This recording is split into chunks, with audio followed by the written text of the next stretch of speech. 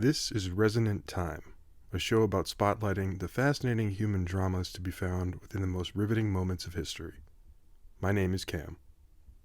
Episode 4, Tecumseh and the Shawnee, the War of 1812 and the Death of a Dream. The following episode is part 2 of a 2-part series on the Shawnee people of North America, their centuries-long struggle to preserve their sovereign existence, and the rise and fall of their visionary leader, Tecumseh. Being a continuation of the narrative embarked upon in part 1, this episode is most likely best experienced as a follow-up to that first installment, but if you're choosing to jump in here, welcome aboard. Tecumseh, the young man we last encountered as a scout serving alongside Blue Jacket, was now a grown man, and himself now the preeminent war chief of the Shawnee. A new eruption of war, once more between the Americans and the not quite done with North America British, would again allow for indigenous tribes to side with the white faction, to their hopeful advantage, and unsurprisingly, this led Tecumseh back into the arms of the British, with whom he would soon ally himself in one last epic gambit to rid the Americans from Shawnee lands, once and for all. The War of 1812 now loomed large on the horizon. But before resorting to that desperate measure, the Shawnee would endeavor to stand without assistance from any white men. Tecumseh, an impressive leader and unifying force, sought to align the native tribes of the Northwest Nation, creating a vast confederacy that would spread from the Great Lakes in the north all the way to the mouth of the Mississippi River. Tecumseh wisely cautioned his followers that though the time for large-scale, interconnected military action was near, in the interim, conflict should be avoided with white settlers to better ration tribal reserves and manpower.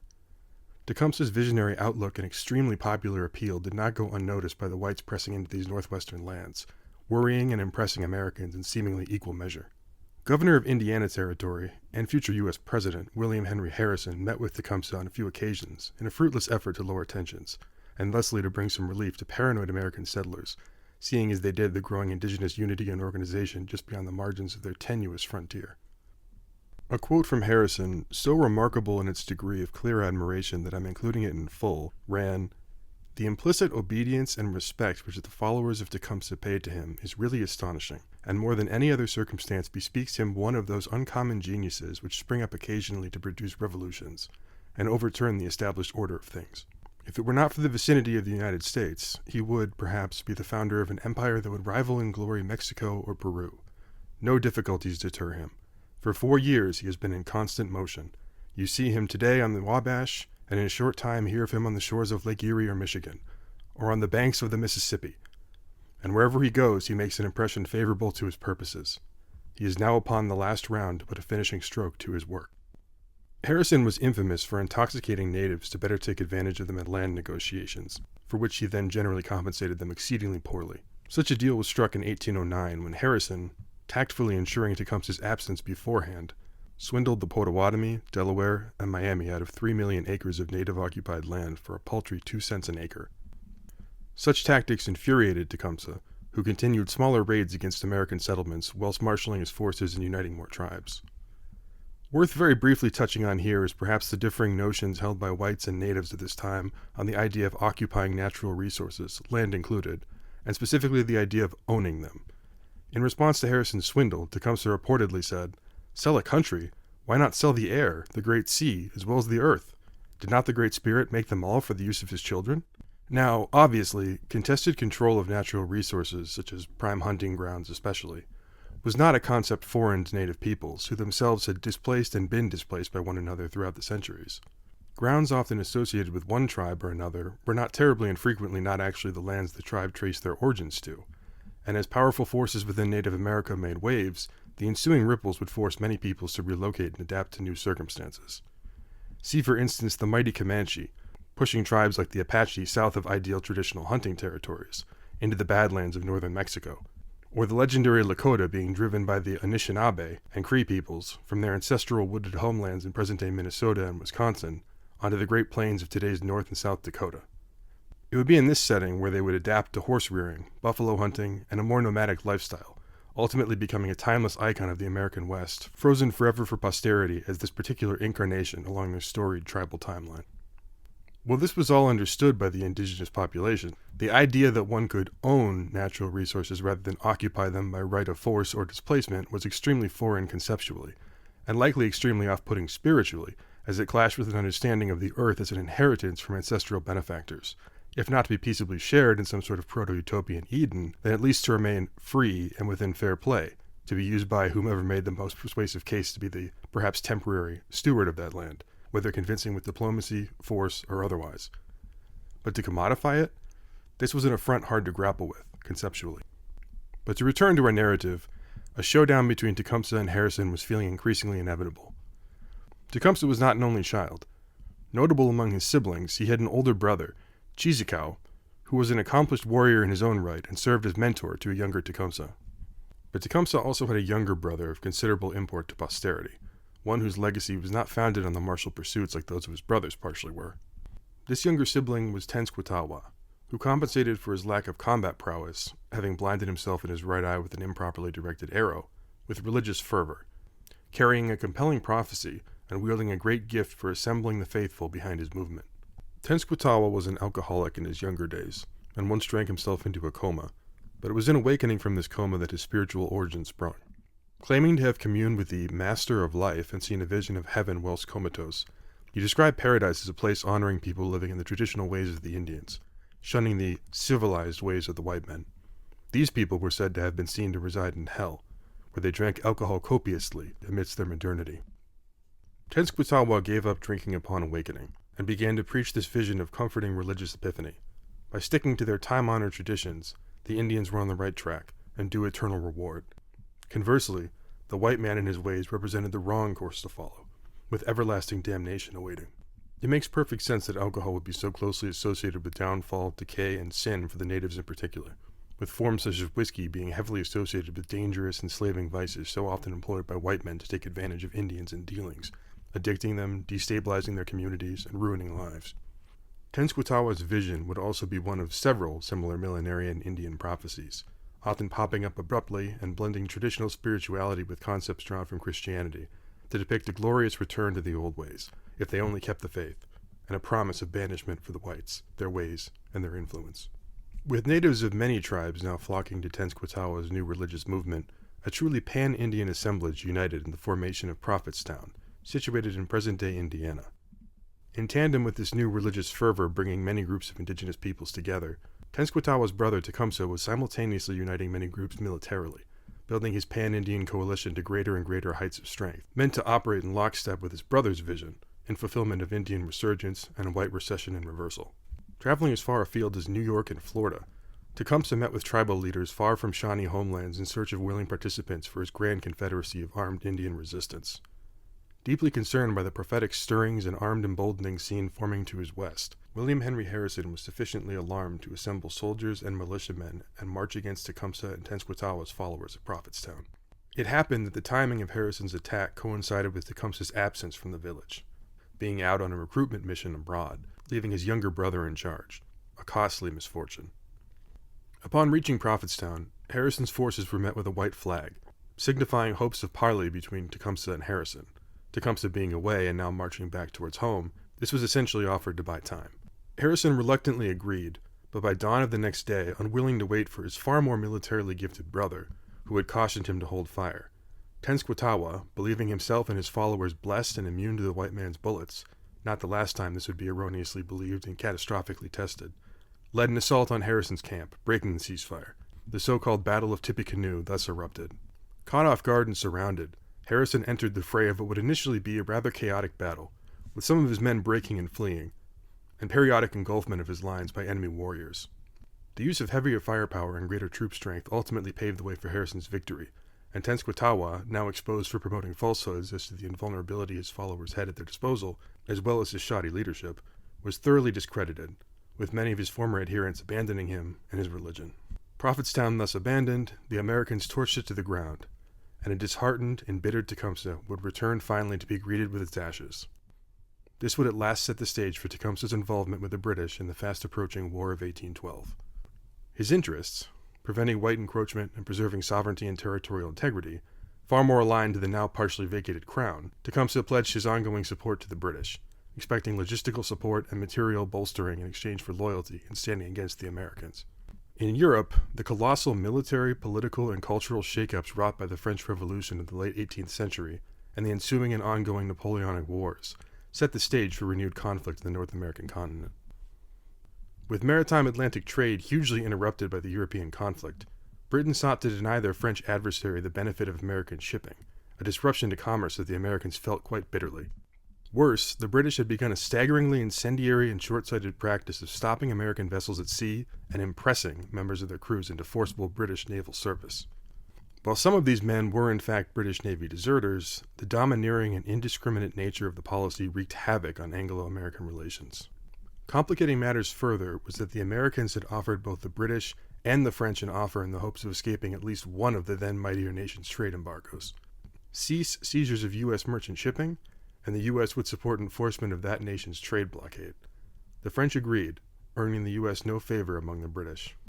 Convinced that the British were moreover continually scheming deeper into the North American interior, supplying and encouraging indigenous nations at odds with American expansion, the Americans embraced a war footing, envisioning an invasion of Canada as their natural best opportunity to strike, particularly given British supremacy at sea, a ludicrously naive outlook that they would come to grasp the reality of shortly.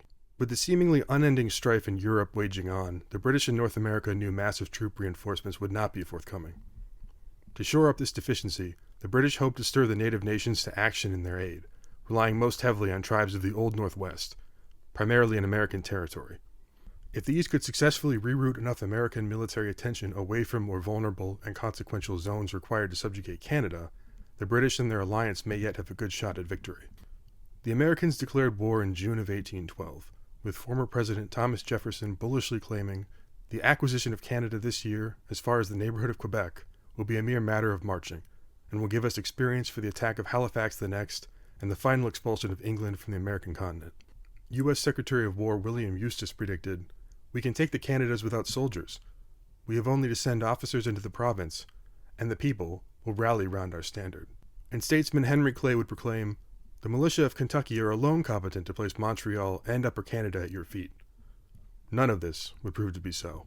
In July, the touted British Indigenous Alliance would secure its first notable victory, surrounding the far northerly American fort on Mackinac Island, essentially functioning as the passage between Lake Michigan and Lake Huron. A relatively modest number of Canadian fur trappers and militiamen, British regulars, and native allies took the fort without a fight.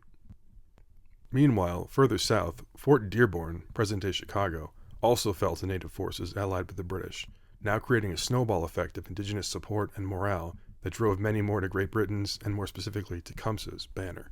William Hull, territory governor for Michigan and a relatively recently elevated brigadier general, crossed the Detroit River and caused some damage in the far southwestern corner of what is present-day Ontario, taking Sandwich, the present-day city of Windsor, directly opposite on the Detroit River from that waterway's titular American town. However, following reports of the ambushed and badly mauled force of soldiers sent to assist the escort of a supply line headed to bolster Detroit, just outside the village of Brownstown, an ambush carried out by Tecumseh and his forces, Hull nervously believed himself engulfed, and retreated with his forces back across the river to Fort Detroit, where braves under Tecumseh and troops under British General Isaac Brock soon besieged his position. First meeting in Amherstburg, a town in present-day Ontario south of Sandwich, Tecumseh and Brock got on well immediately, with an impressed Brock writing to British Governor-General and Commander of Forces in British North America Sir George Prevost that "a more sagacious or a more gallant warrior does not, I believe, exist." For his part, Tecumseh was thrilled to hear Brock's bullish intent to attack Fort Detroit, reportedly proclaiming, "This is a man." With the night crossing of the Detroit River by Tecumseh's warriors, and a daylight opening barrage and approach of the men under Brock's command, Hull was now truly threatened. Not realizing that he still commanded superior numbers, a story supposedly has Tecumseh cleverly leading his men repeatedly in front of the fort, repositioning from behind cover each time to create the illusion of much greater numbers. Hull surrendered essentially without a fight, bringing tremendous shame to his command and a lifetime of censure. The victorious Brock and Tecumseh exchanged gifts, Brock granting his ally a silk sash, and Tecumseh offering a decorative scarf in return. Brock would perish later in that year of 1812, during the successful defense of Queenston, against American invasion from across the Niagara River, far to the east of our so far discussed theater of operations. The American efforts to take Canada by conquest would largely continue to falter as the first couple years of war ground on. Tecumseh, now working in tandem with the new British commander of the Detroit frontier, Major General Henry Proctor, struck deeply into Ohio, hoping to achieve further gains in the Old Northwest, hot on their triumphs in the Michigan Territory. But this was abortive, and they were soon pushed all the way back to Amherstburg. Prior to that retreat, however, A notable incident involving Tecumseh and his command occurred during the siege of Fort Meigs, located in present-day Ohio. A somewhat recently erected American fort, Meigs, situated on the Maumee River and adjacent to the site of the battle we mentioned quite some time ago, 1794's the Battle of Fallen Timbers, was a stronghold of some significance in that frontier, and fell under siege from an opportunistic proctor in April of 1813. During the fighting, Tecumseh staged a diversionary mock attack designed to lure battle-ready Kentucky militiamen further away from the safety of the fort and force a disordered confrontation in the woods. Succeeding in this undertaking, this mauling, known variously as Dudley's Defeat or Dudley's Massacre, saw Colonel William Dudley and his 800-some men nearly annihilated, with fewer than 200 returning to the fort. While the fort successfully remained in American hands, many prisoners were taken in the chaotic defense, and these were being held at the nearby ruins of British Fort Miami, where some of the native captors had begun killing their prisoners. Tecumseh stepped in to put a stop to such senseless bloodshed outside the parameters of battle, allegedly reprimanding the British, who had failed to intervene, professing an inability to control the warriors, saying, "I conquer to save, you to kill." As with nearly any direct quotations of this vintage, we can't be absolutely certain of the veracity of that statement, but it would seem to neatly accommodate the worldview of a leader seeking to unite and hold together, to create space for life by ejecting those that encroach simply to stifle it. This would seem to be for Tecumseh less a war of annihilation and more one of survival, yet one unafraid to go the distance in pursuit of these aims. If spiritual epiphany had fled with Tenskwatawa, the secular guidance of gifted military and political leaders like Tecumseh was very much still in play.